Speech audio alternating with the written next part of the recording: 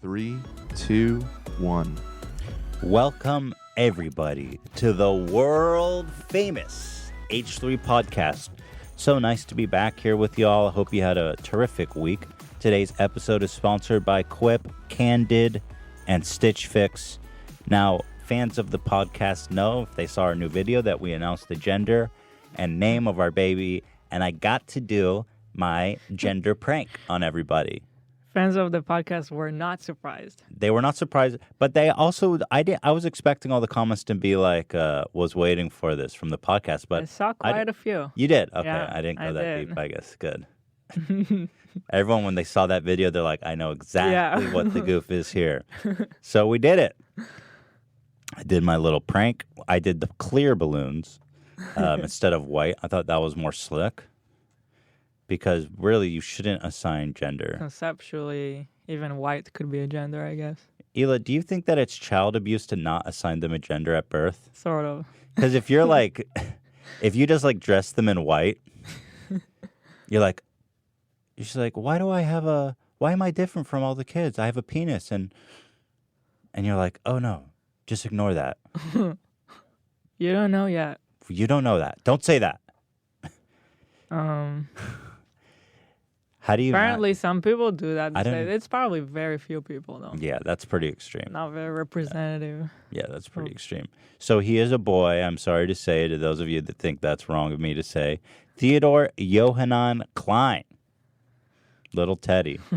It's funny. There was a post on the subreddit. Somebody predicted it Yeah, like 100 days ago. They're like, Theodore. that's Teddy. crazy. And I was wondering if we mentioned it at some point on the podcast, but I don't think so. I don't think so because someone would have pointed that out. And that post or his guest was just when you guys announced it. Yeah. So even if you mentioned it at one point, you definitely didn't mention it when you initially announced. Made me feel Little not genius. that special. Yeah. Like, are we that predictable? Well, it was just one person. So the guy's a genius. What can you do? He's Sherlock Holmes. We did have this name for like, I don't know, maybe 3 years already. Like, we just kept saying, if we have a boy, that name is perfect. Like, Yeah.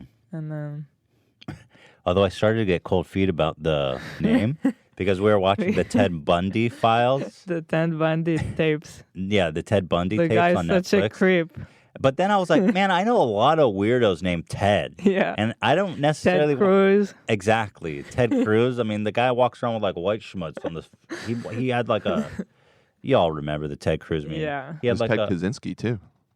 Ted Kaczynski. That's what I was saying. That's a Unabomber, That's the right? one you were trying to Is that the remember. Unabomber, Dan? Yeah. So Ethan there- kept trying He's got to the remember. K last initial, Yeah. too. So So there's a lot of Oh. weird Teds, and I started feeling like, I don't know that I want my child to be a Ted because I want him to be a Theodore and I want him to be a Teddy. But when he gets older, he's just going to go by Ted. And Ted means serial killer. Exactly. So he may be the Unabomber, our child. But until then, you got Teddy Roosevelt. As sort That's of a the one we positive. started with. Right. Okay. he's named after Teddy Roosevelt. Okay. Yeah. Got it. Yeah. But he was probably just to, it always works out where you spite your parents. Well, you can't overthink it, right? It's like, Yeah. Well, the thing is, even if he grows up to be a serial killer or like a domestic terrorist, he'll be cute still, like till he's like 10. Because once they're 10, you don't have control over their destiny so much. So it's like, oh, he's so cute. And then when he turns like 18 or 22 or whatever, and we'll be like, oh, what happened to Teddy? He goes by Ted now, and he blew up. what about Teddy from Westworld? That was a cool character named Teddy. Yeah, that was the cowboy, right? They're not all negative. Ted Danson. Ted Right. Danson. That's true. I like Ted See? Danson. That he will not go by Ted. I forbid it. I'm already turning into a stern dad. No Ted in this house.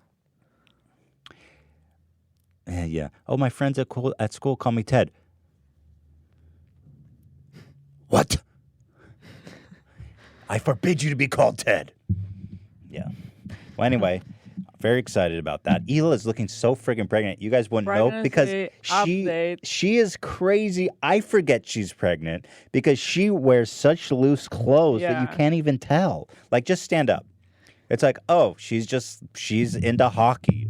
Why? Looks like a hockey jersey. Don't let it fool you. Are you going to pull it up? Because I don't know why on camera you can't tell as much because Well, I gained 20 pounds. If you, most women during their whole pregnancy gain 20 pounds. yeah. Hila is stacked right now. When I see her naked recently because her clothes drape so well, she hides it. It's incredible. I'm just like, whoa, it's crazy. I have the same reaction to myself. I get scared Are you when comfortable showing your stomach or no? I. I'm not gonna press you. I don't know. I mean, I pretty much showed it just with a shirt on. Yeah, but okay, don't show it. I'm not pressuring you. Yeah. No. So I've showed it all over Instagram already. That's true. But I'm following the doctor's instructions. They said I should gain 1 pound a week. Yeah, you started underweight. Yeah. So I think you have more Yeah. expectation to gain weight than most people. But I've been feeding her. But what happens after the birth?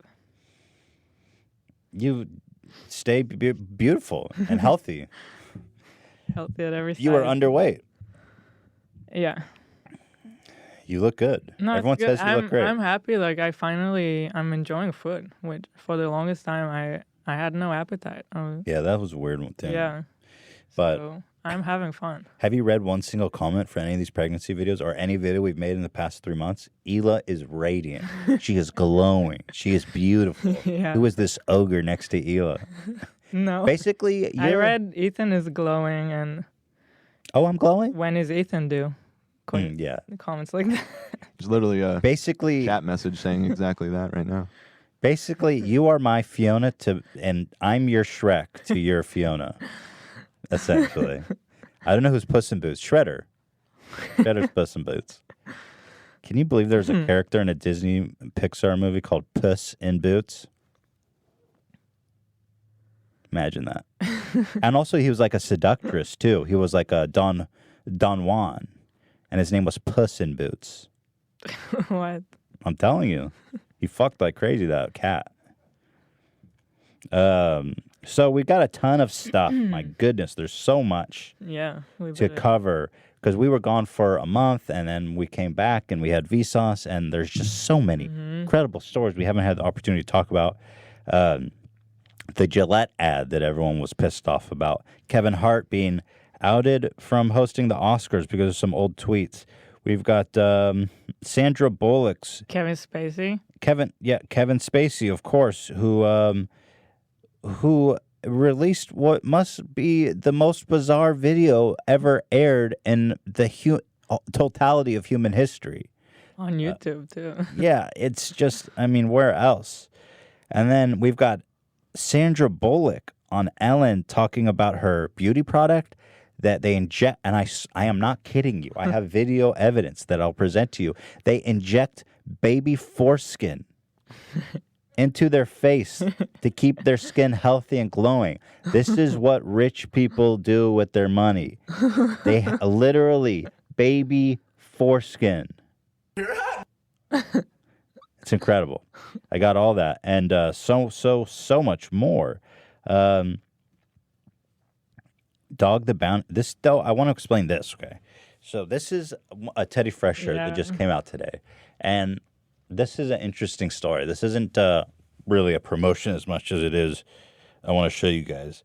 So we're starting this limited edition where Hila makes hand drawn art, and we printed like really high quality print on shirts, and we make a super small amount of them. And once it's sold, it's done. Mm-hmm. So on this first collaboration, look who we got to model the shirt.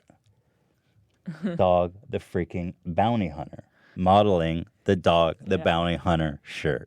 It's crazy because it all started, I just made that drawing just for the fun. It wasn't even going to be a t-shirt. I was just making a drawing at the time. Mm-hmm. And I always found his look so crazy and interesting. So I wanted to draw him for a while. And then we were like, oh, we should put that on a shirt. Mm-hmm. And then they contacted us. Yeah. And that was awesome. Well, we were trying to get a hold of Dog through like our agency and whatever. Yeah, we did. My mom, she always does this. She goes, oh, this was one of her classic moves growing up. Oh, one of my clients does this. And then the information she provides is like so from another planet wrong. Like she goes, her famous one was, she goes, Japanese people are taller than Chinese people because they get more sun. And we're like, what, they grow like plants? Like the more sun, the taller they get? And she's like, yeah, that's what my client told me. But like she would always come with these crazy factoids from her clients. My mom cut hair. So it was just a running gag in our family. She said one of my friends does his licensing or something like that. Client, probably. And we tried to email them, and they're like, we don't know. She's like, oh yeah, I work with dog. I'll put you in touch. And then we contacted her. They're like, we have never worked with dog. Don't email us. So like, whoa, that wasn't right. Like our production manager wrote up this really professional email. We kept following up with them because we're like, oh, we really want dog. We sent them like 5 follow-up emails, and finally they're like, we leave us alone. Why do you think this? It's so funny. But once we posted the picture, then his daughter reached out to us, and then a beautiful, magical thing happened. His daughter actually happened to be a fan, which is so amazing. Yeah, shout out to Bonnie. Yeah. So what a thrill, what a joy. I love it. It was great working with them, and it's just so freaking cool.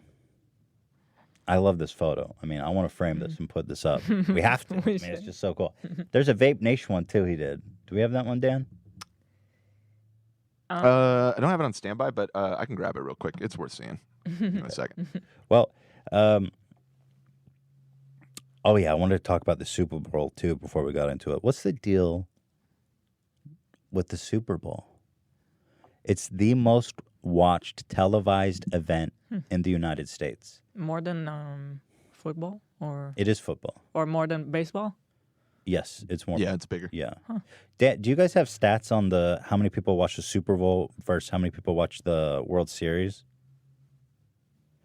I don't know. Yeah, I'll pull it up. I don't think I ever watched a game of football. Really? It blows the World Series away, though.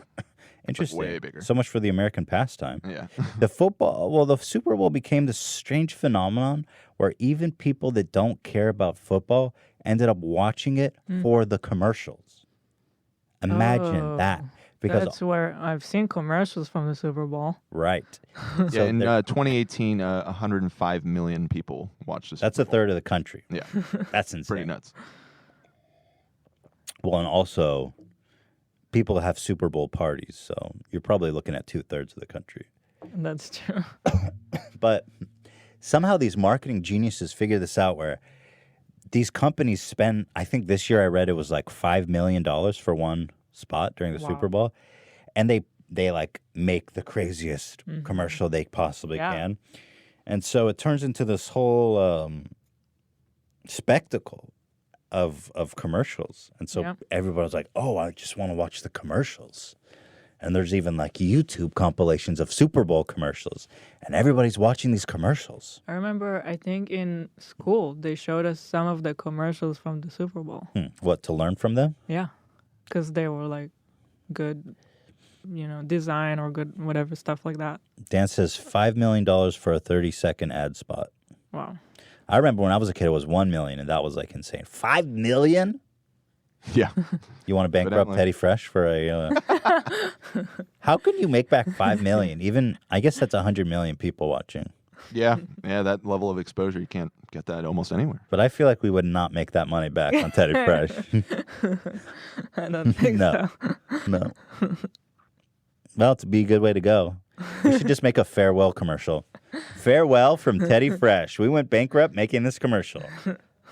I feel like people would check out the product. But then they'd be like, I'm not interested. Yeah. I don't care about the Super Bowl, though, is my point. I feel like I wish I cared about the Super Bowl. It seems like everyone's having fun. They're eating dip. Whoa, go Raiders. That seems fun, but I can't do it. The Raiders have not been in the Super Bowl in a long time. That's who's in it, though, right? No, the Rams. Oh, the Rams. Yeah. I don't even know. Apparently, LA's in it, right, Dan? That's right, yeah, LA Rams. So there you have it. The LA Rams. Incidentally, I do know that hitting with the helmet is illegal, and Rams hit with the helmet, so I'm not sure what that says about the team. Yo. Oh. I think that's a loss for the Rams. But I think I've been thinking about this a lot, and I've been doing this. I've been, doing therapy. I think that everything sports related I hate because my dad likes sports. And I think subconsciously growing up, Your dad is having a Super Bowl party. of course, That we're and guess invited who's not going? I'd rather be anywhere else, honestly. I think subconsciously, in an effort to be unlike my dad, I pushed away all sports to a neurotic degree. Because when my dad would be in there watching sports, I would be playing EverQuest for 15 hours. There you go. And so I think I've been thinking a lot about this stuff, Therapy is weird. You don't really analyze yourself. You learn a lot about yourself. But in an effort to not spend time with my dad, I avoided all sports-related activity. That is interesting. And I still, to this day, I just can't do it. I want to. I see my friends enjoying sports. They watch basketball. Lakers. Kobe. Whatever, Layup from Shaq. I don't know. I can't get into it. You ever play sports growing up at all? No, I fucking hate Nothing. They tried to make me. Dan. Soccer. First, they tried to make me play soccer. Well, soccer sucks, so yeah. Well, guess what? I sucked at it. It was embarrassing, okay? Then I refused to go. Then they tried to make me play t-ball, Dan. Yes, baseball, the American pastime. Let me tell you about t-ball. I hated it. And one time I went up to bat. I graduated from t-ball. And then I went to the real baseball. And the first pitch, some kid is trying to be a superstar. He throws the ball and pegs me in the stomach. And I lost my breath. I doubled over. And it was the only time I ever got on base. Was when some dude threw a ball at me. It's the only time I ever got on base. Sad. Yes, Dan. It was sad. It was the only time I got on base. And let me tell you this. They're like, oh, you get first base. And I was like, oh, I'm so fucked up. Next player up hits the ball, Dan. Listen to this. Hits the ball, line drive between first and second. I'm running to second base. The ball hits me in the foot. Oh, man. Fucks my foot up. And then I'm out because the ball touched me.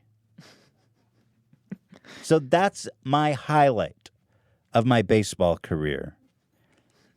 That's tragic, dude. Fuck sports. EverQuest for life. But I feel like people who get into sports and play sports, they you need a lot of support from your parents. You need to do the sports with somebody. Mm-hmm. But my dad was busy watching sports and not playing sports with me. So sorry, I'm not a superstar, Dad. Hope I'm enough for you to love me still. I wonder what is he thinking right now, listening to this. He's not watching this. So here's Dog doing Vape Nation. Everyone's like, wow, Ethan's really damaged. I actually just recalled that first baseball. I got on base one time from being hit. Immediately after that, I got hit by a ball on my way to second base. Do you understand how messed up that is? No, I don't. So I got beamed in the stomach, hit on the foot. I'm out. I never did anything. All I did was mess up. What a nightmare. Here's Dog doing the Vape Nash. All right. That's a beautiful thing. All right. I didn't know I had so much to unlock. I was going to tell my therapist maybe I was going to take Monday off, but maybe I need a double session. Double. All right, let's move on. We got the Gillette ad. Let's start here, shall we? Close this. Yep. So this Gillette ad caused a lot of hubbub during the break. Gillette made a commercial about toxic masculinity. Now, first of all, message of the commercial aside, should we watch it first? Yeah, let's watch it. Sure. Okay. So It's called We Believe, The Best Men Can Be, Gillette, a short film. First of all, anytime you refer to anything as a short film, you're obnoxious. Yeah, it's a commercial. Yeah, a short film by Gillette. Bro, this isn't cans. This is a fucking, you're trying to sell razors, you idiot. But available at Ralph's. Yes. It's not at the Cannes Films Festival. A short film by Gillette. Watch us at Ross. 28 million views, so that's a lot. Here's the description says, bullying, harassment, is this the best a man can get?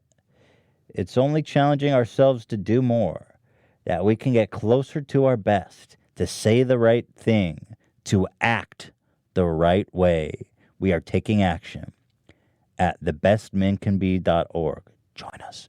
Now, I guess another facet of the story is that Gillette used to have this slogan.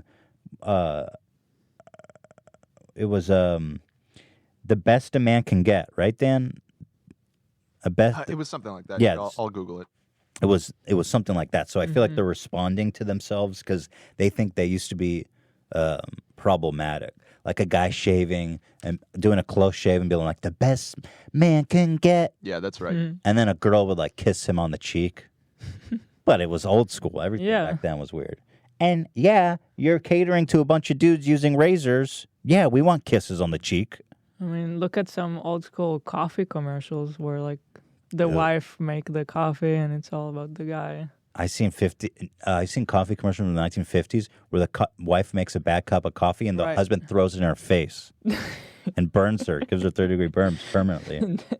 It's like, whoa. They're like, get Folgers next time, bitch. I was like, whoa, the 50s were crazy. But it's true. You got to get your coffee right, woman. I mean, at the time, those women just stayed at home. They didn't work. So it's like the least you could do is get the coffee right.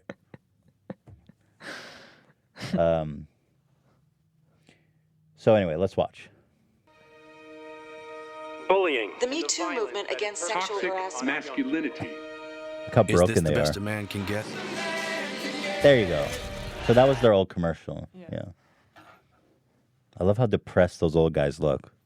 Like they just got a cancer diagnosis or something. They're like, no, I just saw the new Gillette commercial and I realized what a punk I am. Is it?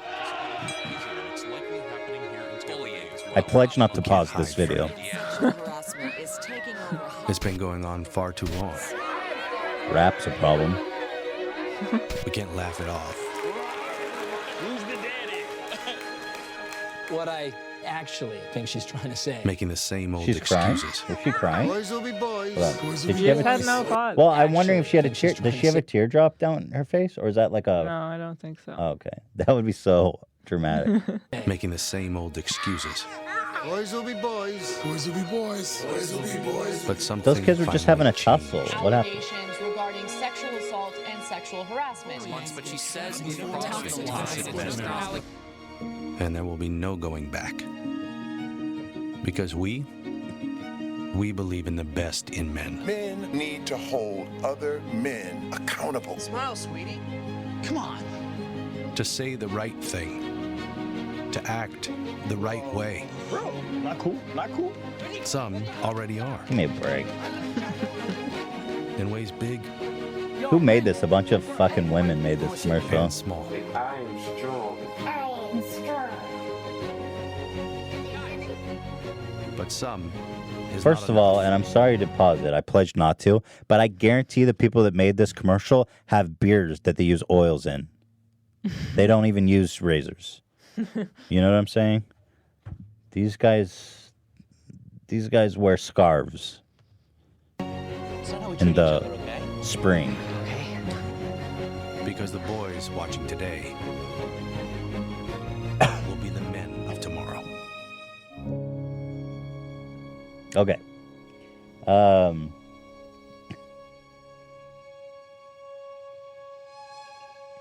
Yeah. So my initial reaction was, you sell razors. Mine What too. are you talking about? It's just a commercial. Like, are you really gonna preach to me right now? You sell razors. You're trying to make money.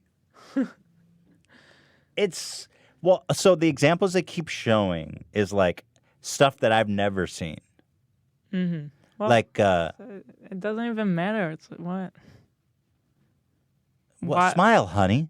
I've only ever heard like an 80-year-old man say that. No, that happens. That happens? I guess I don't roll with But and then the other assumption is like, oh, someone who's problematic is going to watch this and be like, "Oh my god." Yeah. Oh my god.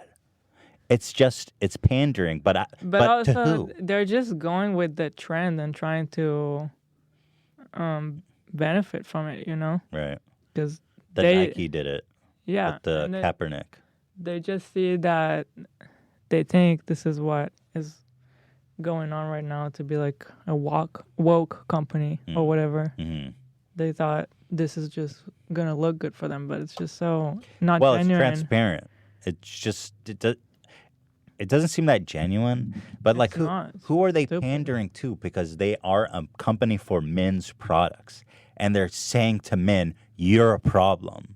So it's like a weird thing of hating your own customer. It's very weird. I don't know, and it's just a commercial. Like that is really the bottom line. You just sell razors. This isn't a short film, by the way, either. You obnoxious cunts. You know?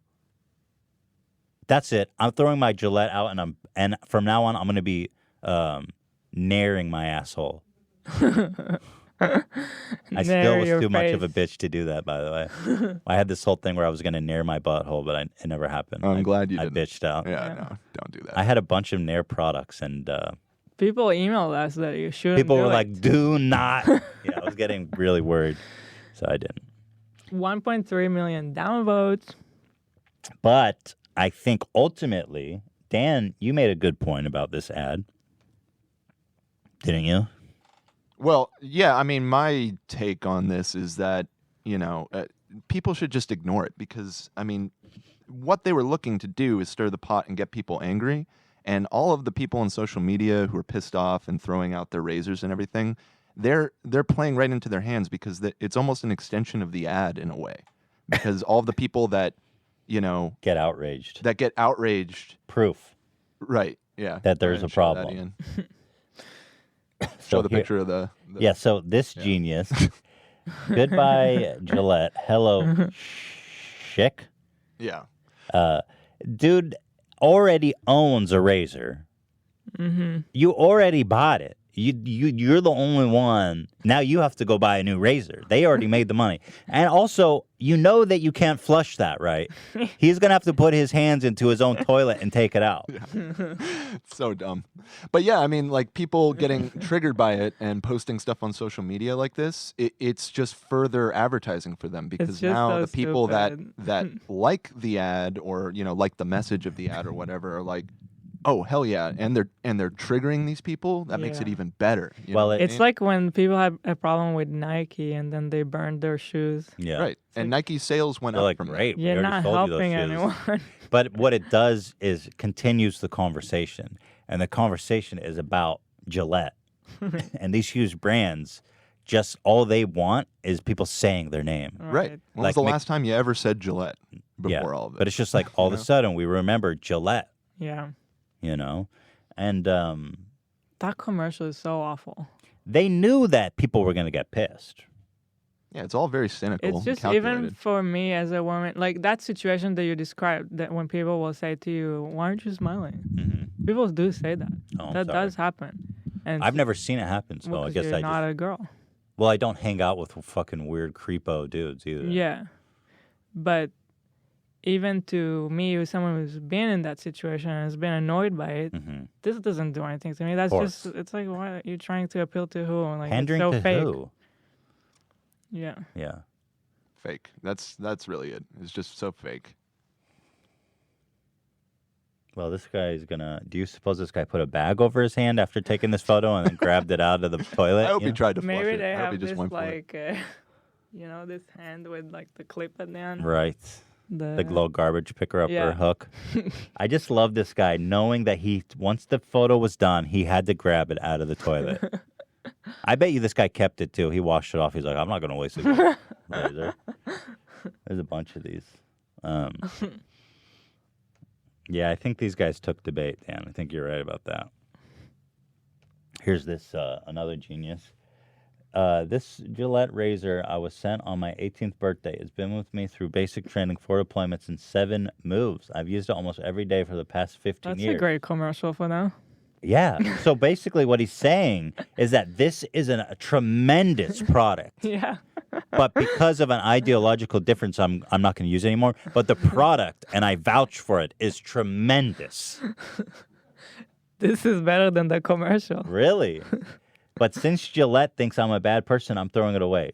This guy's like, listen, this is the best product I have ever owned in 15 years. Yeah, they should retweet this. My God. I'm like, holy shit. And even just the statement, because Gillette thinks I'm a bad person, like, again, you're playing into it because people are going to see that and like, great, this guy identifies with the negative behavior depicted in this ad and is offended by it. So I like Gillette even more now because it's pissing people like him off. If you're that sensitive really though about it, I find that strange too, because they didn't say you're a bad person, dude. They were talking about a very specific type of dude. The people who got super triggered by it were so sensitive and defensive that it's weird. Everybody's kind of this whole event was stupid, right? Because I didn't find the commercial that. As a man, I wasn't offended. I just felt pandered to, and that the commercial was disingenuous and stupid. Yeah. But I didn't feel that they were calling me a bad person. Yeah. So I don't know what that means about you, but I just think that you're way too defensive, dude. And also notice that he didn't even put it in the trash can. This is a fake thing. This guy loves this product way too much. He's keeping that thing for another 15 years. He's definitely not throwing that thing away. Yeah.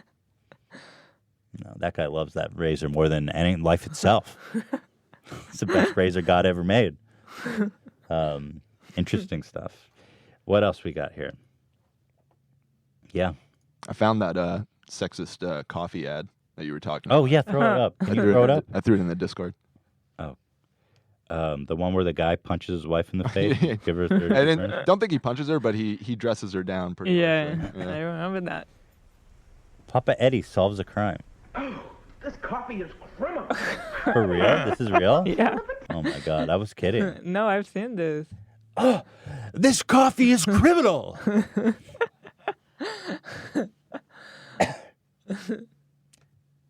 Yes. Then you admit it. That finger in the face. Really is murder. Papa Eddie, my coffee, it's murder. It's either too bitter. Papa Eddie, I'm so incompetent. What do I do? I need to ask a man.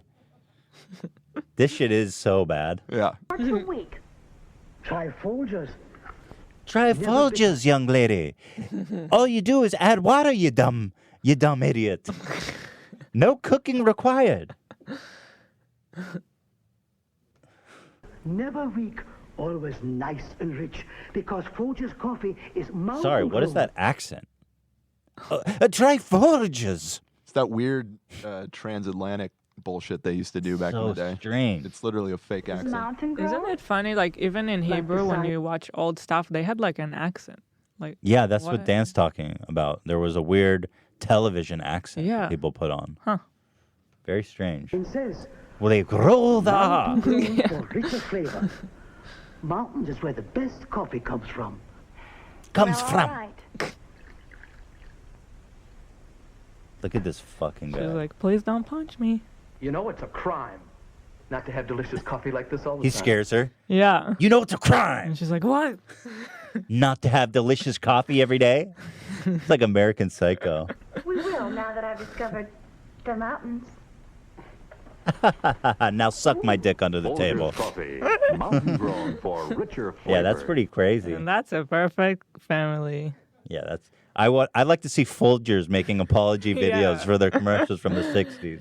Boycott Folgers. Can you imagine? Folgers, is this the best we can do? The best part of waking up is a blowjob from my wife while drinking Folgers. That's their slogan. Best part of waking up. In case you were confused, Ela. I wasn't. Okay. You knew? Oh, okay. Well, let's take a quick commercial break. I am having a lot of fun here with Gillette and everything. Next up, let's talk about Let Me Be Frank, starring Kevin Spacey's last role on this planet Earth.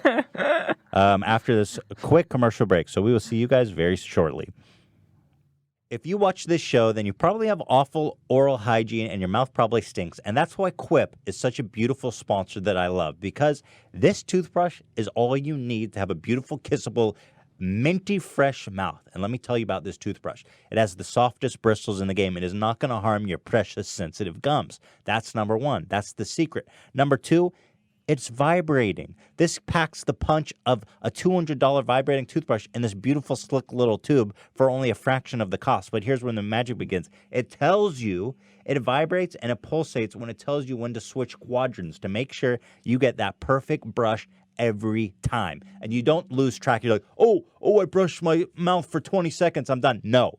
2 minutes. That's how long you need to brush. And that's how long this baby forces you to brush to make sure that the teeth don't fall out of your head by the time you turn 30. Quip has changed my life. I do not use any other toothbrush because, let me be frank, the bristles are the softest. It tells me how long to brush, and it vibrates. There's really nothing else you need. And it's delivered to your house. You don't have to go to the frickin' grocery store and mess around in that section. You never know what you're getting. Trust me. This is the toothbrush, the first and last, the Omega and the Alpha that you'll ever need toothbrush-wise. That's Quip.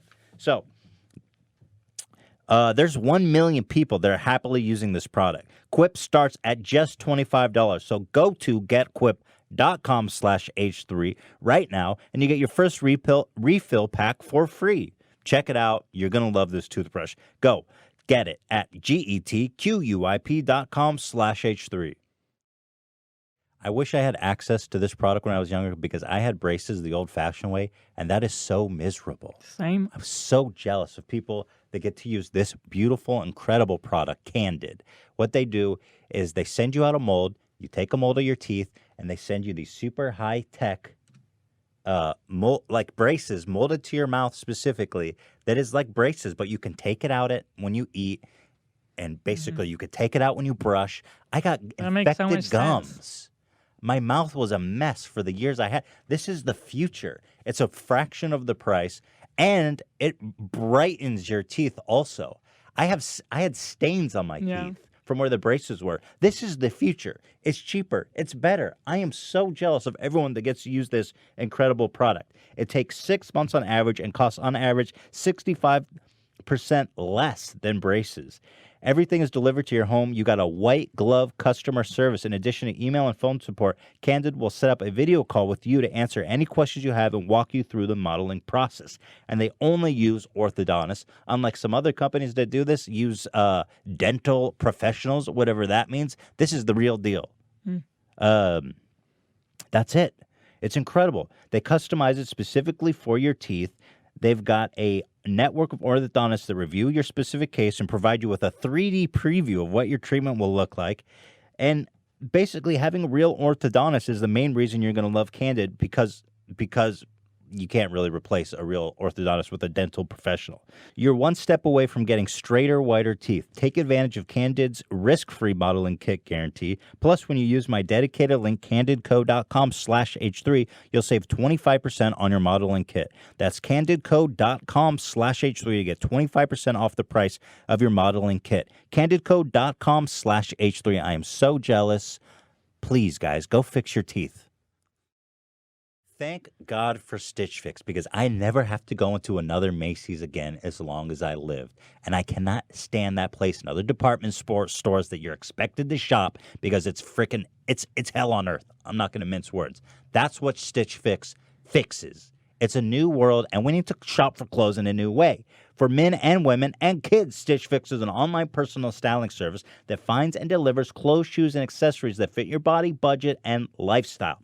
Just go to stitchfix.com/H3, take a survey, you tell them your size, what styles you like, how much you want to spend on each item, and a beautiful, genius fashion guru goes to work selecting perfect, crunching the numbers, calculating in the algorithm, and they're like, boom. this is the perfect look for you. And they send it to you right to your freaking door. You try them on, and you only pay for what you love. If you don't love it, you return the rest. It's that easy. Shipping, exchanges, and returns are always free.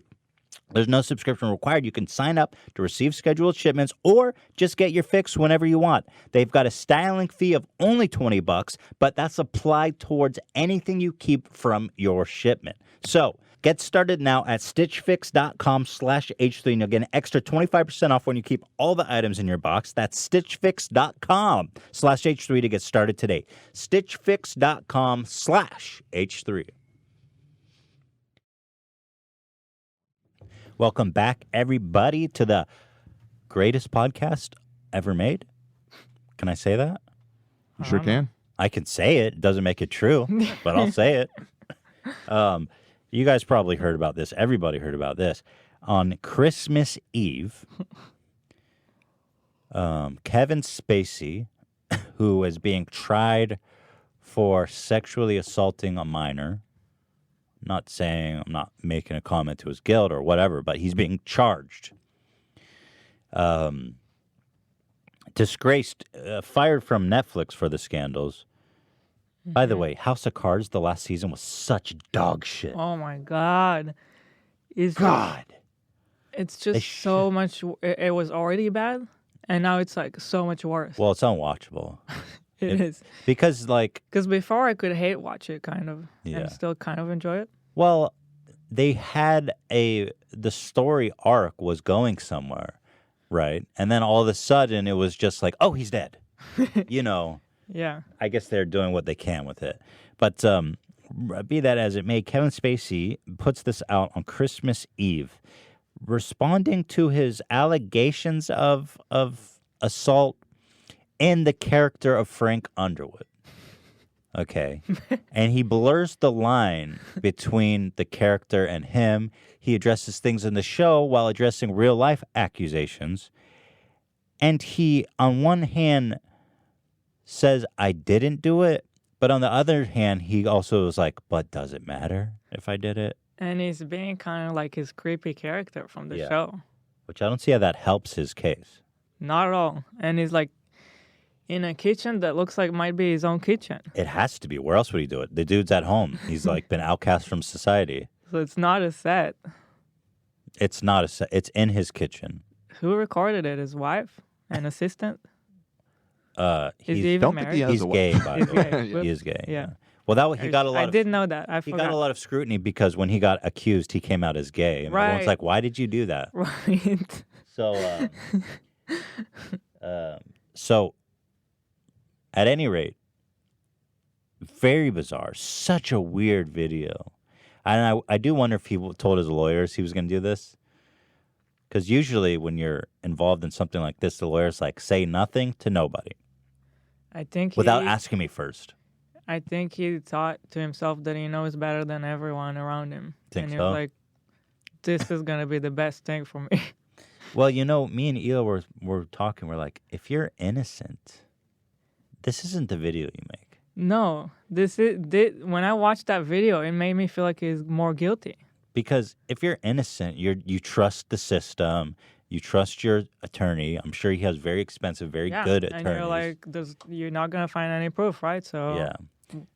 But what you don't do is go and try to muddy the water and then be your like psychopathic character that you play and try to tell everyone you didn't do it while winking at the camera in the psychopathic character.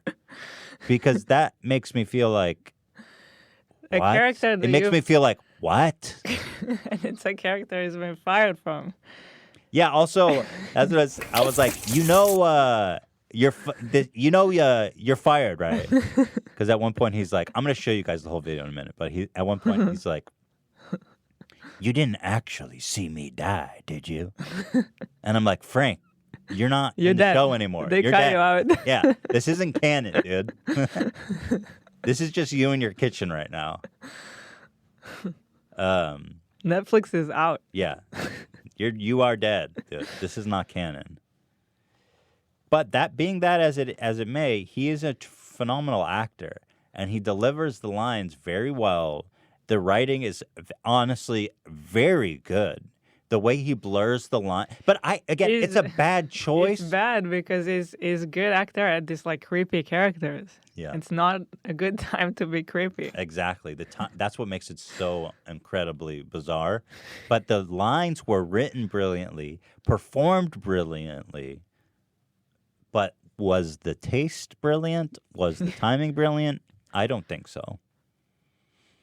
I was thinking to myself, well, this is probably the last thing he'll ever act in, so he might as well go out with a bang. It took full creative control on this one. Yeah. Listen, in my kitchen, I make the rules. Yeah. Well, now I got to tell you, I didn't really like we called it in our house House of Tards, to be honest, because don't tell anyone. Because everyone in that show is just so tard. They're just so tard. I didn't say the R word, it's the T word. It's House of Tards because nothing makes sense in that show. Like Frank is just killing people. It's just like, oh, I'm gonna throw her off on the train and no one's gonna see. No cameras. He's killing people. They're drugging people. They're doing all. It's like, oh, and everyone's just like, oh, what's going on? It's like you know what I think it is? A super high budget soap opera. Yeah, I kind of liked the first season as like a. Kind of like a guilty pleasure, I guess. It's whatever. Definitely it's a bad show, but you kind of enjoy it.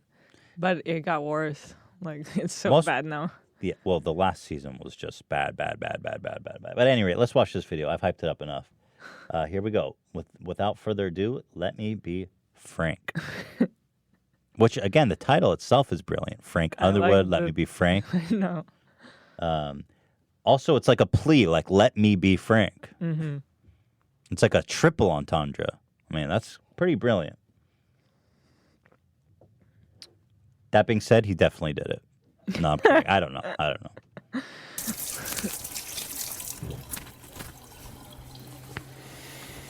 Clean camera work. Bad lighting. I know what you want. Oh, sure, they may have tried to separate us, but what we have is too strong. It's too powerful. I mean, after all, we shared everything, you and I. I told you my deepest, darkest secrets. I showed you exactly what people are capable of. I shocked you with my honesty, but mostly I challenged you and made you think. So, it's like, who are you being? Are you Kevin or are you Frank? So, he's doing it in the Frank character, but I think he's talking about... Well, even though you knew you... I think he's talking about his personal stuff when he actually came out as gay, right? And he's like, I shocked you with my... Yeah, right. Everyone knew he was gay. Not really shocked us with the timing. Yeah. Okay. He was breaking it down. Even though you knew you shouldn't. Even though you knew you shouldn't. So is he still talking about himself? What anyone says. Right?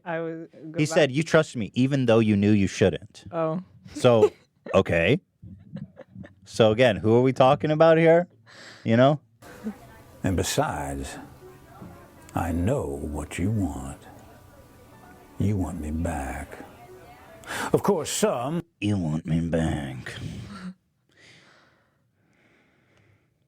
Believed everything and had just been waiting with bated breath to hear me confess it all. They're just dying to have me declare that everything said is true and that I got what I deserved.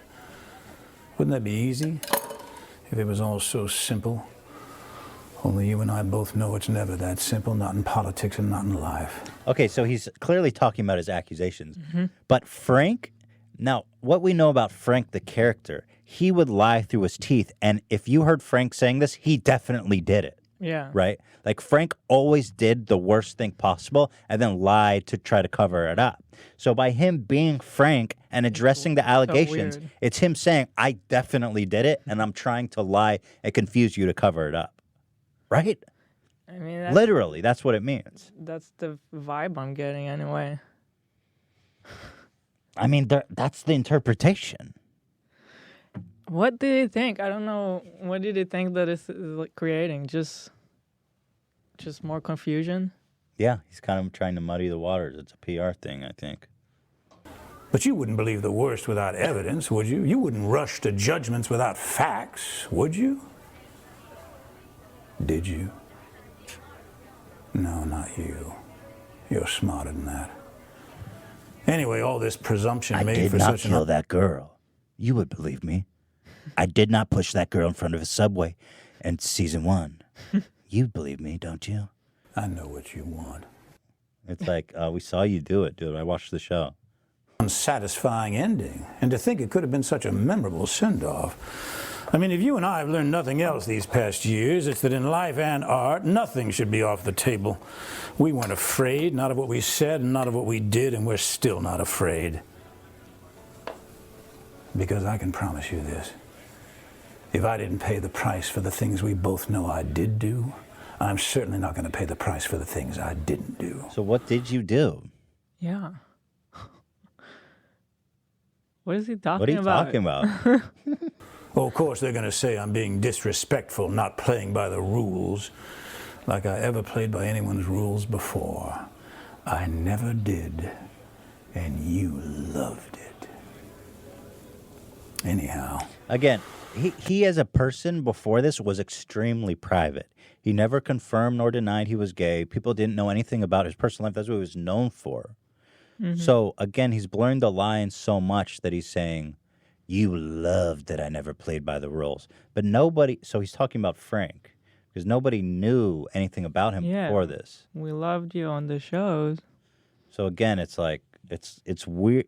It's not a good look to blur between a psychopathic murderer and yourself so much. And he's like cutting stuff. Right. What is he doing? It's very, Well, he's making Christmas dinner, presumably. And like you pointed out, what is up with the lighting? Yeah, the lighting is dungeness. Yeah. Yeah, bad lighting, guys. We need some... adds to the creepiness. I mean, No. It has a really awful blue light. They need some more, like, white balance up. Right. So scale that up. Despite all the poppycock, the animosity, the headlines, the impeachment without a trial, despite everything, despite even my own death, I feel surprisingly good. And my confidence grows each day that soon enough you will know the full truth. Well, wait a minute. Now that I think of it, you never actually saw me die, did you? What's with the ring?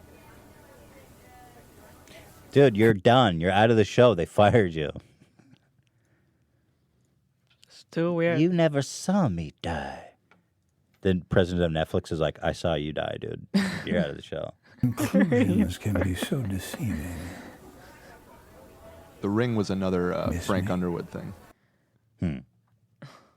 What's the significance of The Ring? I don't remember. What is it? I haven't seen the show in a long time, but it was. I just Googled it, and there's a bunch of pictures. I guess he would always like put the ring on after he did something evil. Okay. And then the final act of Strange. That was the worst possible way to end that The video. sound effect. Isn't that the dramatic hamster sound effect? It's like it's close, yeah. Free audio. Stock Audio audio thing. Because the tone was so serious and so artistic, and then that brought me right out of it. Golly.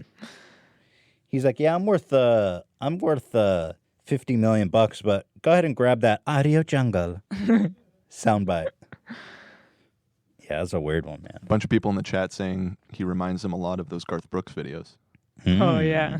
This Same like cadence. What if the ultimate twist was that Kevin Spacey was just a Garth Brooks persona? Alter ego. Yeah, alter ego.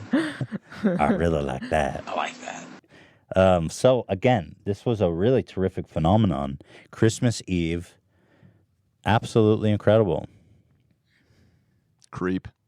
There you have it. I mean, when you watch something like that, it just makes me think that he's guilty. Why would you even make this? I tend to agree, because if it's you're... like a desperate attempt to confuse people. Confuse and deny. Yeah. And also, a small correction from what you said before. I guess there are allegations against him for making advances against minors. But he's on trial for. The guy was 18. It was still. Oh, okay. My bad. Yeah. That is definitely my bad. Thanks for correcting me on that. But again, there are allegations of minors, but I guess those are too far. I think it's about that he got him drunk, right? And then. Yeah, I think it essentially raped him. So hold on. He was not underage during the alleged. This article is from this past December, about the trial and sexually assaulting an 18-year-old. Okay, thank you for correcting me. Yeah. Yeah, I think I heard the mom or something saying that he got him drunk. He got him really drunk so that Danny could get him. Whatever. Get him good. Well, there is another allegation from the 80s of a 14-year-old. So yikes. Yeah. Well, you know what? Alleged. I don't I don't make a conclusion. I'm on what happened or whatever, but just based on the video alone. I mean, I'm sure Netflix did their own investigation too, and they decided to fire him. Yeah, I would like to think so. But be that as it may, the video was very strange. And just an assumption is that I don't think an innocent person would make that video. I could be wrong. Well, you were right. I mean, his lawyers. Thank you. You heard it from Dan. I'm right. His lawyers had to have had an aneurysm when they saw this. There's no way. Yeah. Off on this. Of course. Yeah. As someone who's dealt way too much with lawyers for my own taste, the official policy is always shut up, sit down, do our job. Yeah, exactly. So next up, we've got so many great stories. These are all shocking. PETA. By the way, I've gone vegan. I'm going good. Speaking of PETA, I'm like keeping up with it. 10 days in. Oh, yeah, man. Yeah. I've lost like 2 pounds, I think, at least. But I feel nice, it feels good. I've had absolutely relentless diarrhea, though, since I, like, so relentless, dude. Oh, my God, and gas. I can confirm the gas. I've been hotboxing Hila. They don't tell you about that part in the literature. Because I'm eating everything I used to, just no meat or dairy. But I guess, as you pointed out, Dan, that it can be a shock to your system because I don't think there's been a day of my whole life that I've gone without either dairy or meat. Yep, there you go. It's a big change. That's a big change. I turned to Ethan's side one night while we were sleeping. I turned to his side, and then all of a sudden I got gas in my face in the middle of the night. Gas pocket. I had to turn back. You ever seen those videos of like methane coming up from like icy rivers? That's what our bed is like. Like, whoa, that's a methane bubble. Well, at any rate, PETA has come out. Basically, I went vegan because of these PETA commercials, so I thought they'd be interesting to share. So the first one they tweeted out, there's 2. This I thought was a joke. But this is apparently a real thing they tweeted. Words matter, and our understanding of social justice evolves. Our language evolves with it. Here's how to remove speciesism, they call it, from your daily conversations. Speciesism? Yeah, speciesism. As if they understand our language. Like, just think about what you're saying, you idiots. Literally, they don't understand your language. Who are you offended? They can't be offended by what we say. So they make it seem like it's about the animal, but it's about you. The animals don't understand what we're saying. You're offended, and so you want us not to offend you. And you're going to just have to... Stop using anti-animal language. Exactly. Well, at any rate, let's start from the top. Kill 2 birds with 1 stone? No. Say, freed 2 birds with 1 scone. Does that make sense? No. Feed 2 birds. Oh, with feed. 1 scone. Okay, I said it wrong. But why would a bird want a scone? Well, scones are good, dude. Yeah, but I don't think you're Not supposed for to feed birds scones. It's just bread. Who's the PETA here? Isn't a scone a sweet bread? What is a scone? It's more of like a dry English type thing. It's Okay. sweet, no? I thought it was It sweet. was sweet. Yeah. Feed 2 birds with 1 scone. Do you understand that most of these are like Shakespearean sayings? This is like part of our heritage, part of our English language. This is part of our cultural identity. And you want to whitewash it for this garbage? feed two birds with one scone. Imagine saying that to a stranger on the street. They'd be like, I'm sorry? What? Feed two birds with one scone. Next, they say, be the guinea pig, be the test tube. That is so... But that's like, you don't what actually do any No one tests is on going the to say tube. that. This is so stupid. You know what they're doing is like, it reminds me of when they started taking the N-word out of... Books, literature. Huck Finn in particular, which is this wonderful timepiece written by Mark Twain. Yeah. Written back during slavery. And it's about this sweet boy that goes on this epic journey with his slave, his family's slave. And he uses the N-word all the time because that was normal at the time. But this kid is deeply unracist. And he sees his slave for a person. And it is really a landmark book and a real timepiece. And so to rewrite the history. What did they change it to, do you know? Or they just removed it? They changed it to slave.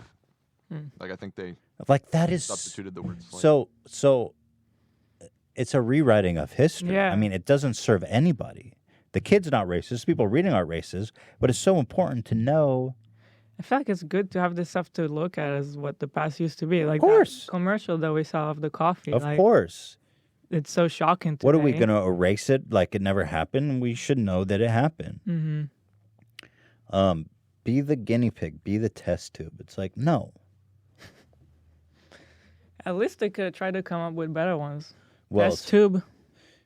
Beat a dead horse. Feed a fed horse. You can't feed a fed horse. Bring home the bacon. Bring home the bagels. I like that one. I'm bringing I home like the bagels. I'm for that one. If you say that, people are like, really? We're having bagels tonight? Take the bull by the horns. Take the flower by the thorns.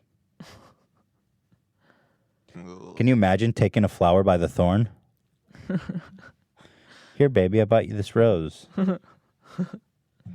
No, I'm sorry. That doesn't work at all on any level. Okay. Jesus Christ. Well, this isn't even the worst one. This one was just stupid and everyone's good feeling them.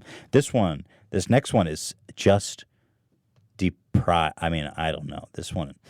So this is a video they posted saying, traditional masculinity is dead.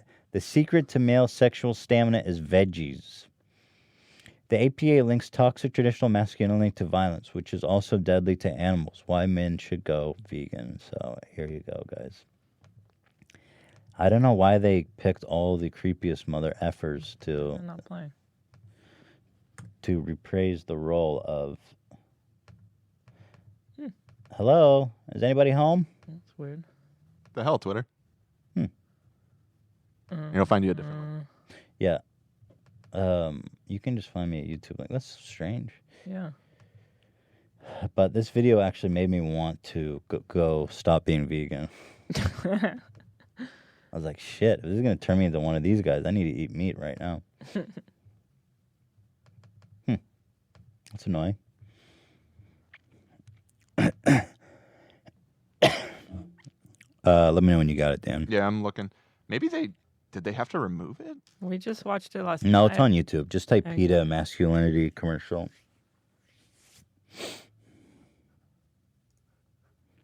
Yeah, we watched it last night. What is this? I mean, it's graphic, but it's just... It doesn't work for me either. Well, in the commercial, it's a bunch of creepy, weirdest looking dudes you can imagine. I think Dan found it. Okay, good. It's somebody recording off a screen, though. Oh, I'm wondering if it got purged. Should I not show this?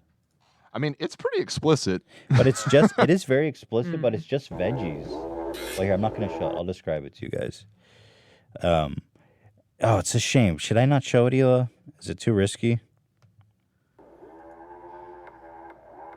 It's just a carrot that they just tape. shaking their dick.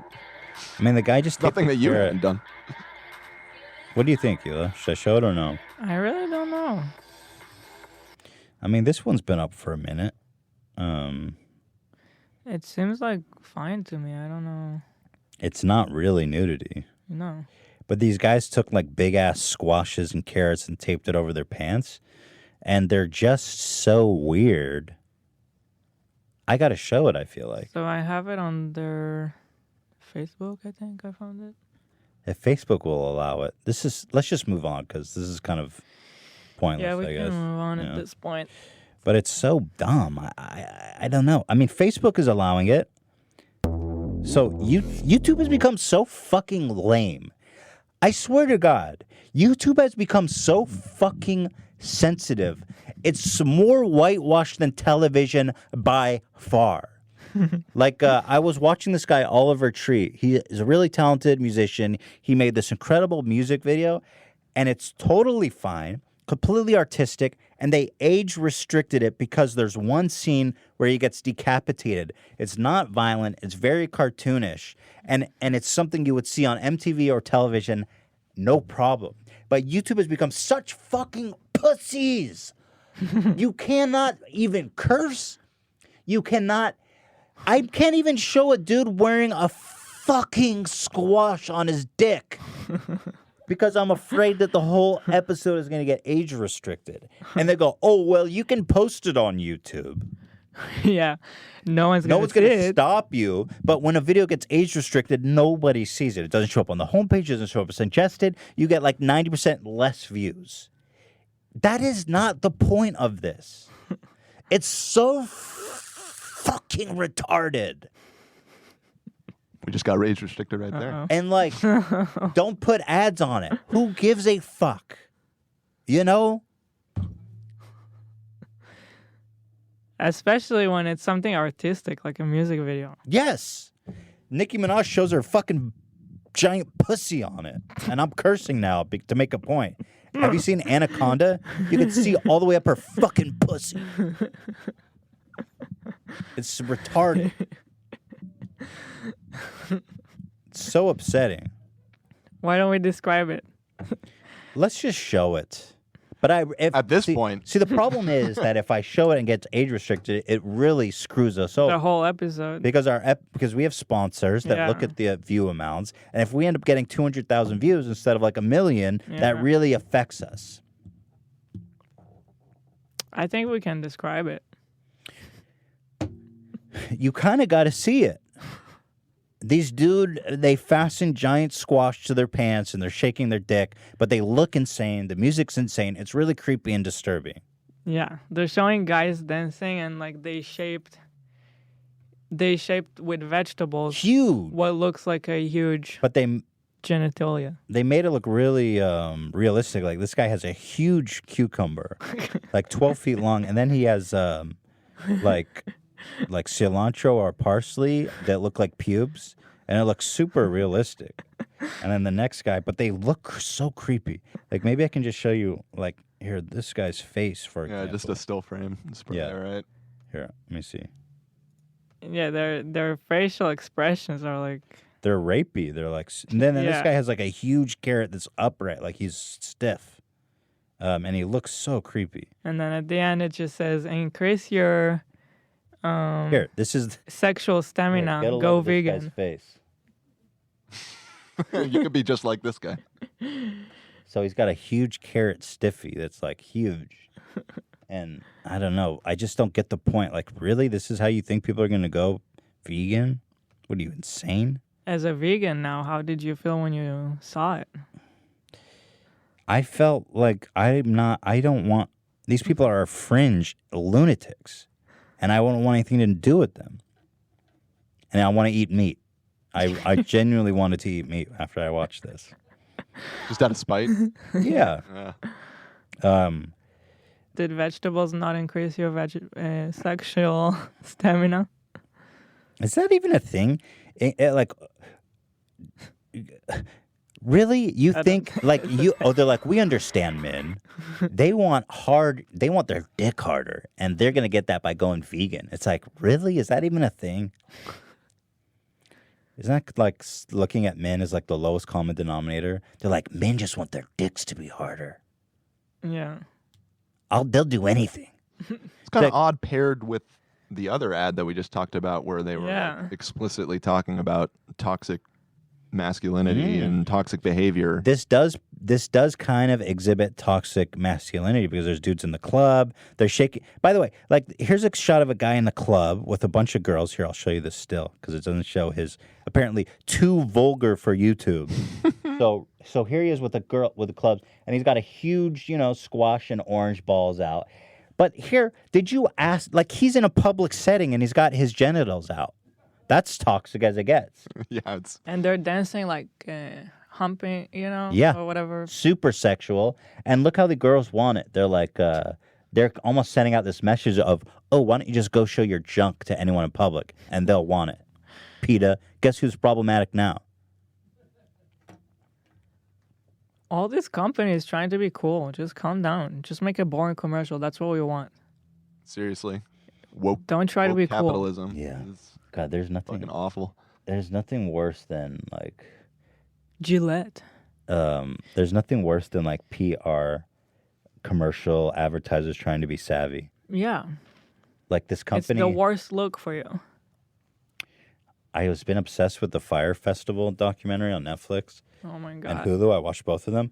But then I found out that Fuck Jerry was the company that worked to promote, like manage the social marketing. media of the Fyre Festival. Yeah.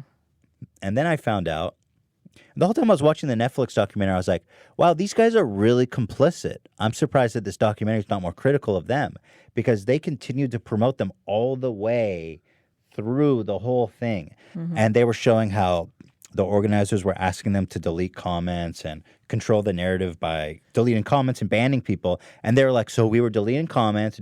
And I was like, you guys are really complicit in this. It seemed to me like they were in on everything. So it turns out that they're the ones that produced that documentary, the Netflix documentary. What? That's how they had all that insane footage. Huh. In the Netflix co-production between them and Vice, the Netflix documentary. Really? So fuck Which Jerry. they didn't really disclose. That's weird. Yeah, they it's never pretty weird. disclosed it. They were filming and getting all this incredible footage during this fraud, and then they produced the fricking What? That's so weird. the documentary. And then I started going down this fuck Jerry rabbit hole. They're just these. They're like SoFlo, Antonio, but professional. They just steal shit from people. And the people that run that are such douches. I watched this clip of a news reporter being like, so tell me, what do you guys do? You just create memes all day? They're like, here's a picture. Make a meme of it. And they all try, they're like meme masters. And so they try writing a caption of like, this is me when my stepdad brings me home from school too early. And I was like, whoa. You are the biggest tool on the planet Earth. Wow. So that's how, anyway, he's So like, does that what does that mean about the documentary? That's so weird. I feel like they needed to disclose that. Yeah. But and then I noticed the Hulu one that was not made by them was more critical of them, saying that they were being investigated by the FBI and stuff like that. But no mention of it on Netflix. Pretty shady. Pretty convenient. And that's what Dan told me. So if I am wrong about this, blame Dan. They definitely were co-production company on the Netflix documentary. There's been a trending tag, fuck Jerry. What the flip? That's right. What the flip? And then I saw they just The documentary was great though. Oh my God. If anyone haven't watched it. I hate to say it, but the Netflix one was superior to the Hulu one.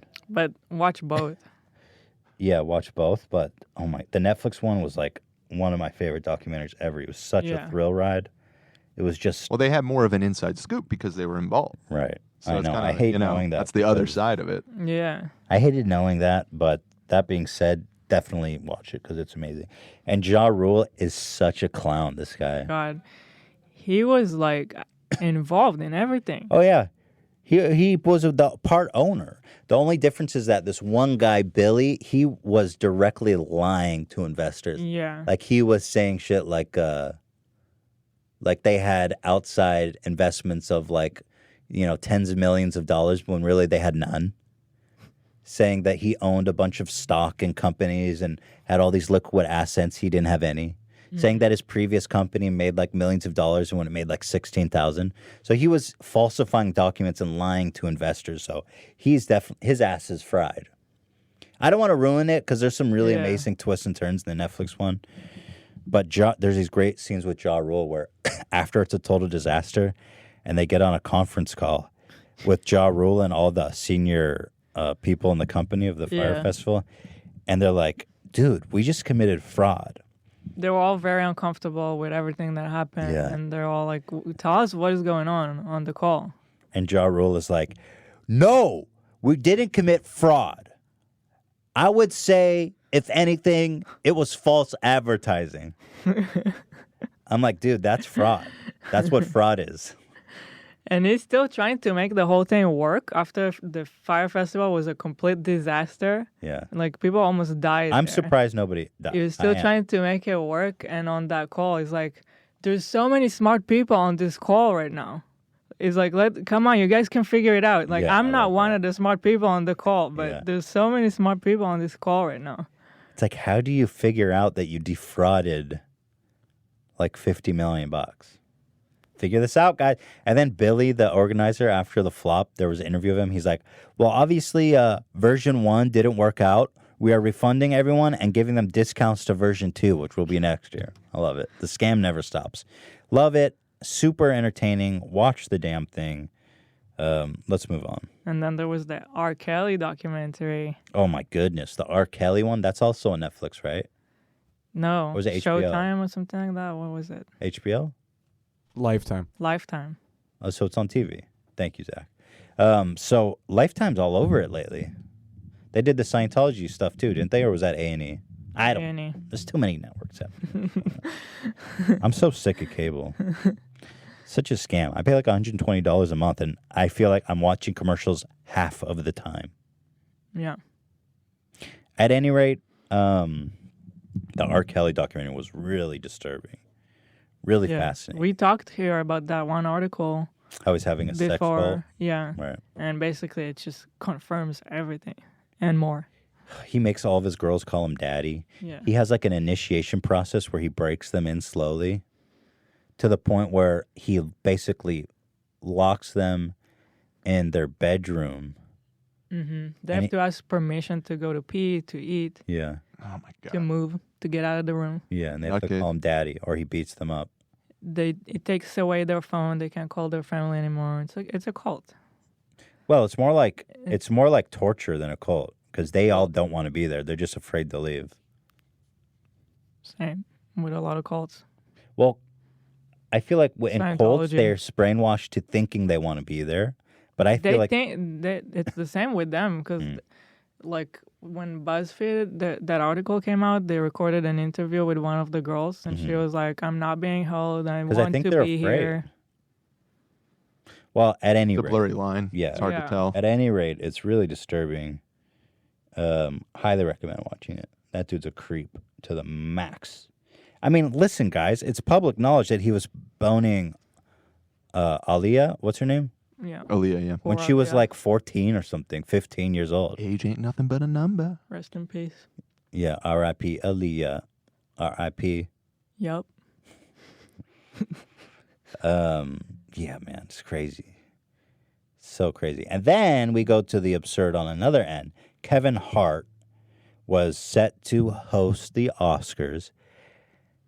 And then, of course, the Twitter warriors of the world pull 10-year-old tweets and then cause outrage that forces him to step down.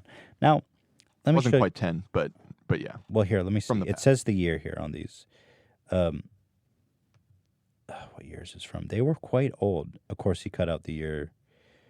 Can you guys find out what year this tweet is from? Yeah, I'm curious, but in the meanwhile, look at this smug. Look at this smug. Let me show you the smug guy's face. Okay? Get a look at that. He's like, yep, I got Kevin Hart. Got him. I'll never get to host the Oscars. So you won't. I never got to host the Oscars, and I never made a gay joke in my life.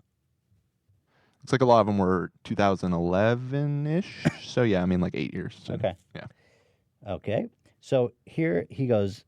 Benjamin says, and the Oscar for most homophobic host ever goes to. So here's a quote of the tweet. Or I guess no, there's a quote from one of his movies from 2010, which is 9 years ago. One of my biggest fears is my son growing up and being gay. That's a fear.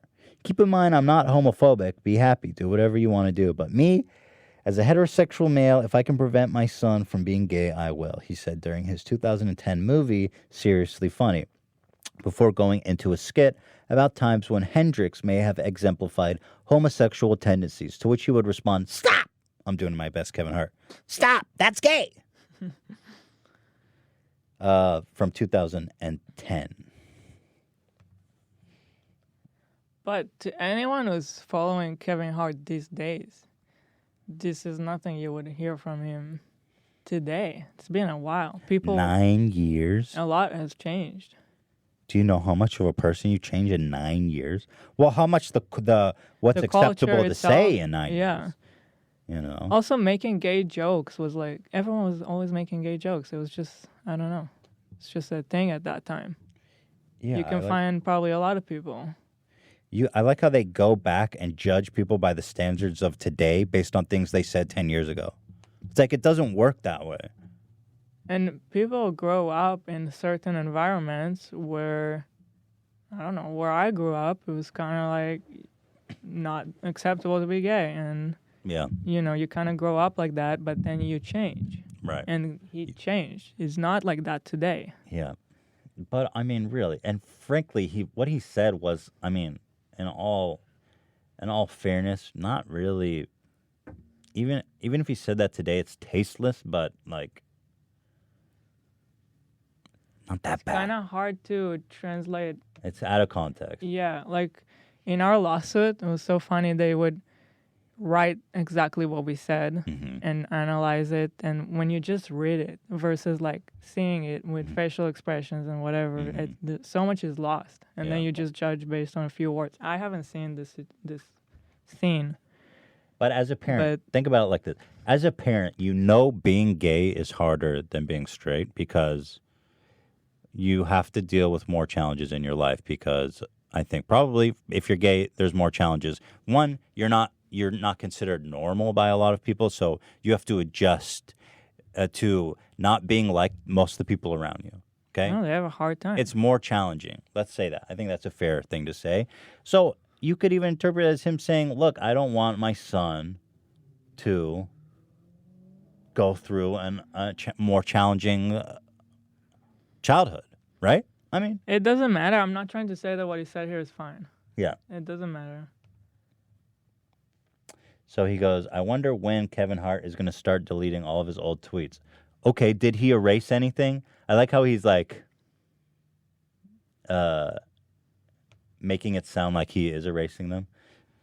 So here he shows more. These ones are from 2011. Yo, if my son comes home and tries to play with my daughter's dollhouse, I'm going to break it over his head and say in my voice, stop, that's gay. 2010. You know, he just did a Twitter search for gay, Kevin Hart. Why does Damien DW profile pic look like a gay billboard for AIDS? Boom, I'm on fire tonight.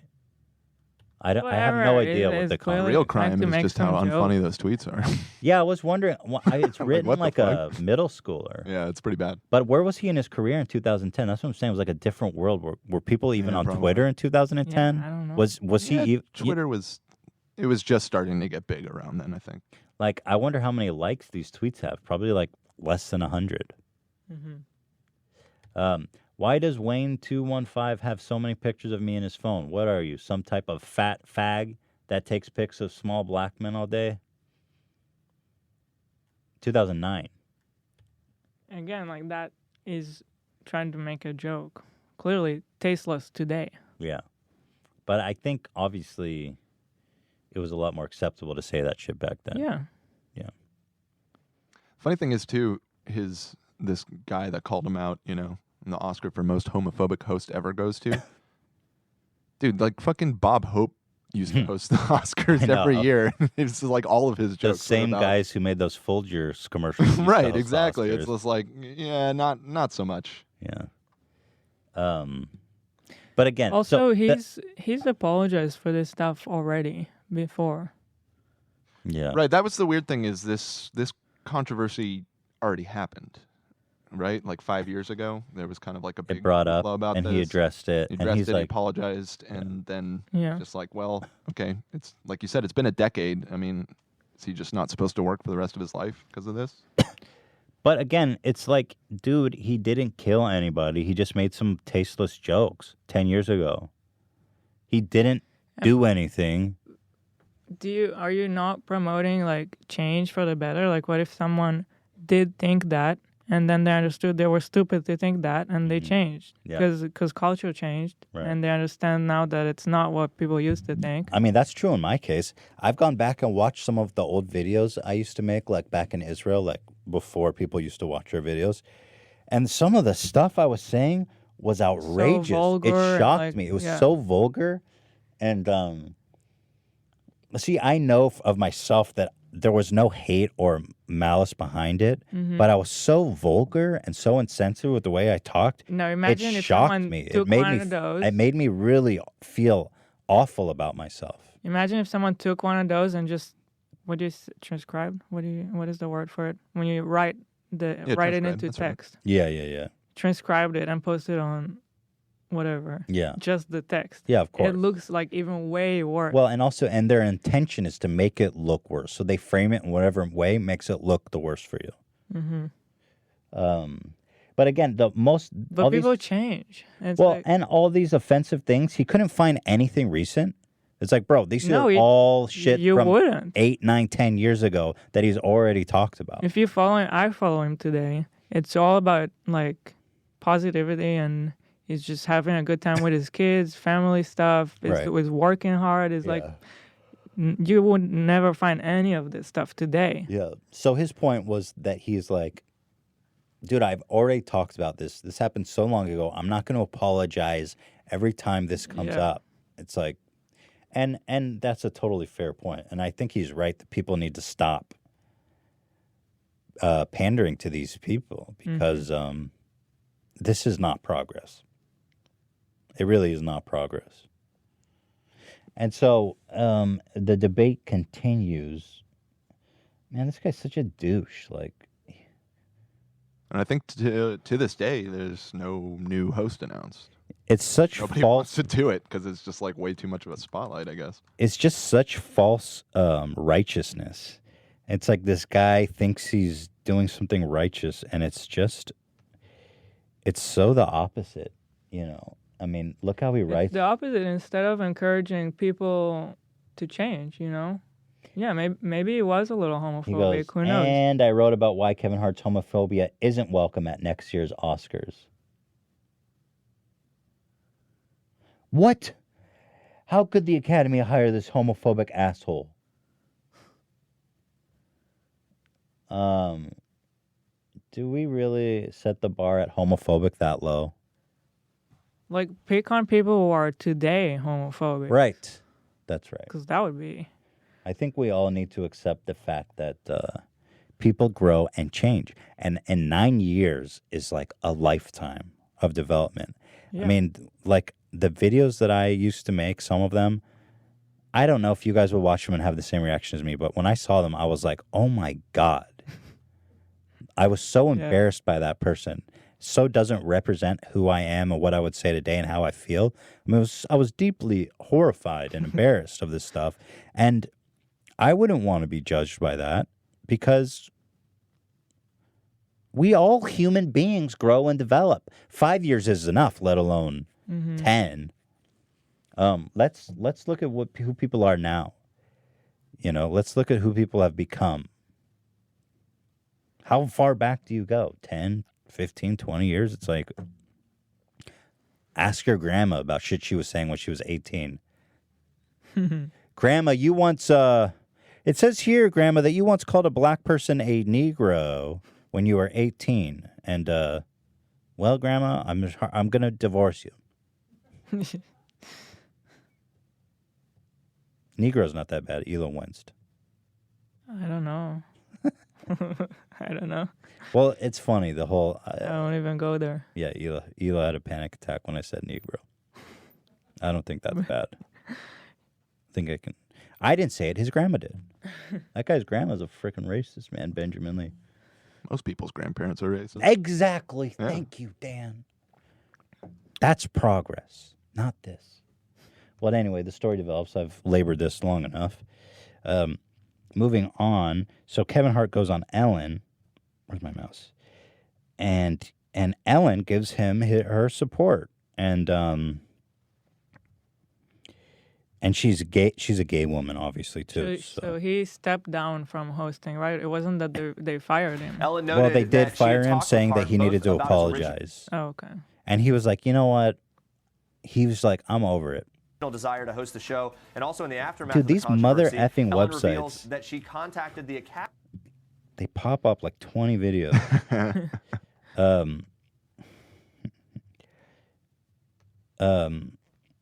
So he was just over it. He's like, you know what? I don't want to do this. Mm-hmm. And good for him. Here's the video. People were super angry at Alan for supporting him. Like, here's one tweet. It says, "This is truly a misstep for you, Alan. He might be your friend, and maybe that's clouding your judgment a bit. He is not sorry and hasn't apologized, even here." They say, "The only thing Kevin Hart proved by going on Ellen was that he is a terrible actor with zero genuine remorse." Remorse? He did not do anything. That's like what a judge says to like a serial killer. There's clearly no remorse in your eyes. Clearly there's no remorse for the tweets you made 10 years ago of saying you hope your son's not gay. And there's so many angry. Ellen can't forgive someone on behalf of the community. Lol, that's not how this works. I think she gave Kevin a pass instead of having an actual productive conversation. Yada, yada, yada. So let's watch the clip. Where's the clip?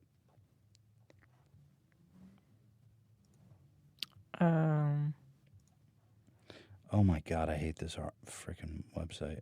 Here it is. Bear with me, guys. Dead air. Dead air. Here we go. Why? I can't click any Twitter videos. Damn. What is happening today? So it is Twitter. Huh. Is it Twitter? Well, that's new. Can you find it on YouTube? Yeah, I got you. All right. Man, what the F? Let's see here. So as of now, there's no host to the Oscars, making it possibly the first Oscars since 1989 to have no host. Instead, it may just be a series of celebrities introducing various categories. That sounds thrilling. Enjoy the awful ratings. I'm sure everyone wants to watch that.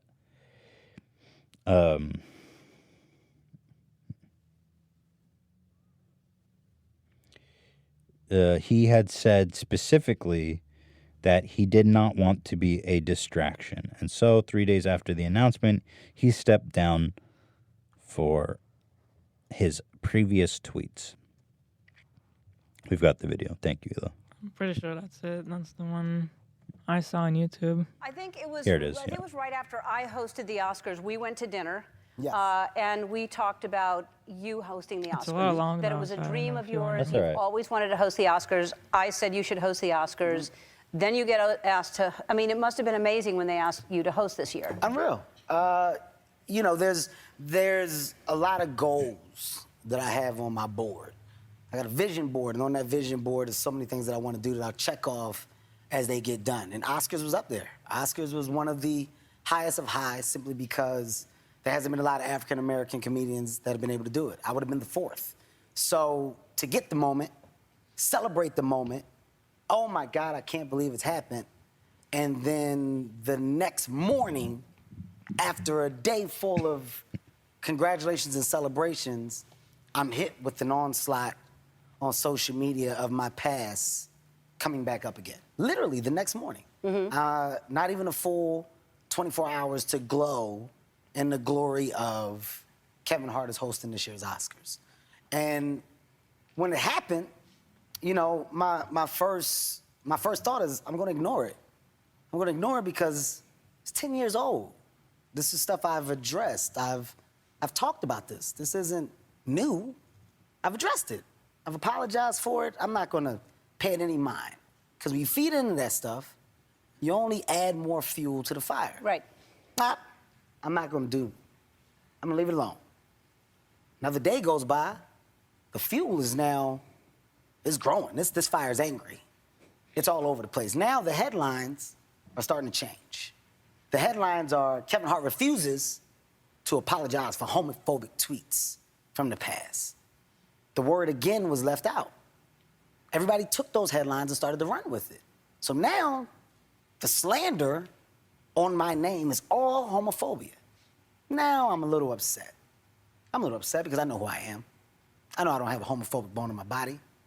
I know that I've addressed it. I know that I've apologized.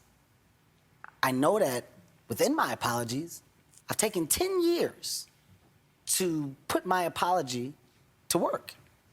I've yet to go back to that version of the immature comedian that once was. I've moved on. I'm a grown man. I'm cultured. I'm manufactured. I'm a guy that understands now. I look at life through a different lens, and because of that, I live it a different way. So now, I'm kind of upset because these 10 years are just being ignored. They're being brushed past. Nobody is saying, guys, this is 10 years. No headlines are saying 10 years ago, he apologized. Nobody's finding the apologies. Nobody's finding the footage from where I had to address it. I had to address it when I did Get Hard promo with Will Ferrell because of my joke that I had about my son. I had to address those tweets in 2012 in a very, very heavy junket where I was asked questions about homophobia based on those tweets. And I had to address it and apologize and say I understand what those words do and how they hurt. I understand why people would be upset, which is why I made the choice to not use them anymore. I don't joke like that anymore because that was wrong. That was a guy that was just looking for laughs and that was stupid. I don't do that anymore. So to be put in a position where I was given an ultimatum, Kevin, apologize or we're gonna have to find another host. Oh, so it was. When I was given that ultimatum, it's now becoming like a cloud. What was once the brightest star and brightest light ever just got real dark. The Oscars is no longer about Kevin Hart stepping on that stage and taking a intense night where people are so uptight and making it loose and fun. That's my reason for doing it. I'm gonna bring fun to the Oscars. I'm gonna make the Oscars fun. Now all of a sudden, he's right. He's right. How are you gonna make jokes? Because the conversation is about me hosting the Oscars. Yeah. Conversations about Kevin Hart's tweets from 10 years ago and homophobia. Mm-hmm. I don't want to step on that stage and make that night about me and my past when you got people that have worked hard to step on that stage for the first time and receive an award. I'm now taking away from all those moments because the night is focused on something else now. That's how I see it. Because He's really I saw right. it like that. That's really mature. I said I would much rather step down. That would have been. And apologize again while stepping down. Once again, I'm sorry if these words hurt. I'm sorry. But either my apology is accepted or it isn't. Either I can move forward or I can't. But you can't grow as a person without mistakes. You don't know what perfection is unless you've experienced imperfection. So I don't know the perfect individual that society is now looking for. Thank you. It's not me. Well stated. I'll be the first to say it. I'm an open book. There is no perfect bone in my body. I have made several mistakes. And I embrace them all because I'm a better man today because of them. In this case, I just said I'm going to walk away because I felt like it was a conversation that was just going to continue and continue and continue. Yeah. I would much rather say I'm sorry again and walk away because I want to be done with the conversation. I don't want to have this conversation anymore because I know who I am. I'm not that guy. I know you're not that guy because His I know fans know he's not that guy. So I'm going to take a break because I have thoughts, but I want that to stay exactly as it is. So I'll take a break and then I'll give you my thoughts because I think that the night will That be was about wonderfully stated. Yeah. And actually, after listening to that, I totally agree with him that he made the right choice. Yeah. You know, yes, we are all flawed. Who are these perfect people that society are looking for? This guy that started this whole thing, like... It's like he's saying it was just immature trying to get a laugh. Yeah, we've all been there. Yeah. And you grow. You understand that was wrong. You don't do it again. Again, this guy, Benjamin Lee, like... are you that perfect individual? Yeah. That 10 years ago never said anything offensive? 10 years ago. It's just so stupid. But then, to make matters worse, Ellen gets a ton of shit, like I was reading, just simply for having him on and saying that she doesn't think he's homophobic, that she vouches for him, that she called the Academy and said that she thinks that he should host, and all of this. And so, this guy says, unfortunately, Mrs. Ellen, this is not your fight. The harm is done, and this man hasn't learned. Why are you saying that he hasn't learned? That's what I wonder. I follow The harm him. is done. I saw his comedy specials. I follow him on Instagram, all that stuff. Why are you saying that he hasn't changed? He's nothing. Also, she's a gay woman. What do you mean it's not her fight? Who's hosted the Oscars? Yeah, I find She's it to very definitely- much be her... her opinion matters. She's very... If she's not qualified to speak on it, then who is? Right. You? Sorry, Ellen. This isn't your fight. Okay. That really is absurd. He goes, the harm is done. It's like, he did not kill anybody. He's worried about his pockets, not the community he has harmed. Listen to you. Wait, he declined the job. If he's worried about his pockets. These people are not progress. They are the opposite. I hate it. Anyway, that's that. Speaking of Ellen, Ellen's kind of on fire lately. Sandra, you know Sandra Bullock? I call her Sandra Bullocks. Oh. Where's my rim shot? Got him. Let's see, what do we got for you? There you go. Oh, man. Sandra Bullocks, anyone?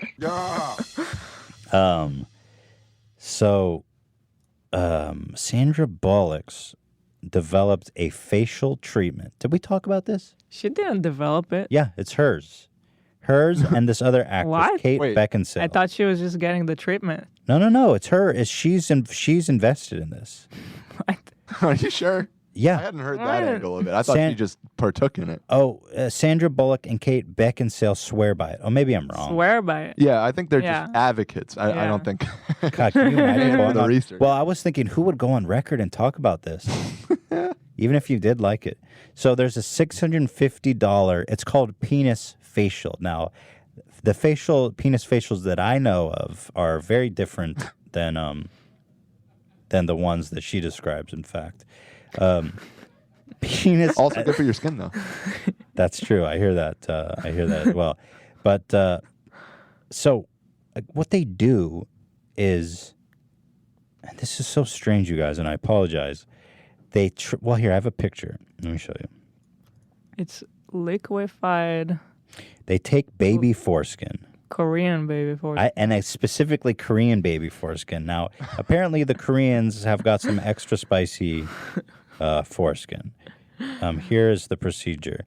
And they literally make baby foreskin deposits deep within your facial tissue. So and they call it, if to make matters worse, the penis facial. And we should say it's cloned baby foreskin. It's Could not they at least call actually it- the raw stuff cut fresh from the vine? Well, originally it was, Dan. Well, I mean, yes. Yeah, that Started somewhere. The chain started somewhere, right? Fair enough. Yeah, thank you. Don't take this from me, Dan. It's good to say that it's cloned. Well, couldn't they call it like the stem cell treatment or something? Why the penis facial? Are you fucking mental? Like, seriously? Oh, whose penis? A baby's. Korean baby. Why is it funnier than it's Korean, baby? I It's- don't. Well, It's so they're the specific. ones that say. Well, anyway, Sandra Bullocks comes on Ellen, and Ellen kind of Well, it's this- she this she handles it very well. She kind of lampoons it, which I'm happy to see. way in which one forces through microneedling. It's like a little roller with these. Some of you, I think many of you know it. And it pushes through the skin and ruptures the collagen, and then boosts it. You look like a burn victim for a day, but then it pushes. What are you pushing into the skin, Sandra? Sarah? Carrie? What are you pushing into the skin? Well, you push in whatever the facialist would like to insert into your pores. But what is it? It is an extraction from a piece of skin that came from a young person. Is this the Hollywood elite satanic cult we've been hearing about from a young person? Holy God! It's like she got caught red-handed. Extract. It's foreskin from a Korean baby. It's not really funny. I find it deeply disturbing. I find it funny. Can it be both? Both. Ellen's delivery was amazing. Yeah. too. Well, yeah, and so I really have to tip the beanie to Ellen for this one. Actually, you know what? I gotta say, Okay. I gotta say, Don't say it. Don't say it. no, I was just gonna say, I think I like Ellen. She has her moments. I don't like her dancing. Remember that time she shamed the fan for stealing a merch Yeah, hat? I'm saying, but she, like many people's, has her good and bad moments. Yeah. But I think on the whole, she's been doing some good stuff lately. You know, she put her neck out there for She's Kev, on a good roll today. and she's calling out these penis facials where she sees them. What's up with I this? don't think. I like her now. Next month, who knows? It's not like I'm lying there with little pieces all over my face. It's like, Who thinks of collecting it and having it for, we'll do something with this and someday. why didn't we come up with that? Right. It'd be Yeah, rich. and so we call it. I call it the penis facial, and I think when you see how good it is to your face, you too will run to your local facialist and say, "Give me the penis." Wow. Wow. Sorry that you got that ET for a minute. Yeah, I find that all very strange. We should both get it. Ooh. Her face H3 looks video kind of freakish. incoming. Sandra Bullocks. How old is she? Let's see. Let's make a distinction. Is it working for her or not? Sandra Bullocks. That's her name, by the way, from now on. You think she looks freakish? I think she looks good. Well, let's see. How old is she? She is, wow, she's 90. She looks really good. Holy shit. She's 54. See, She looks great good for for 50. all right. Absolutely. Well, I mean, she's got a nose job that I don't like. I don't like plastic surgery. It's very apparent. Looks like she's had a lot of work done. For probably, yeah. It's Hollywood. It's your money maker. And I bet you she makes an awful pot of coffee.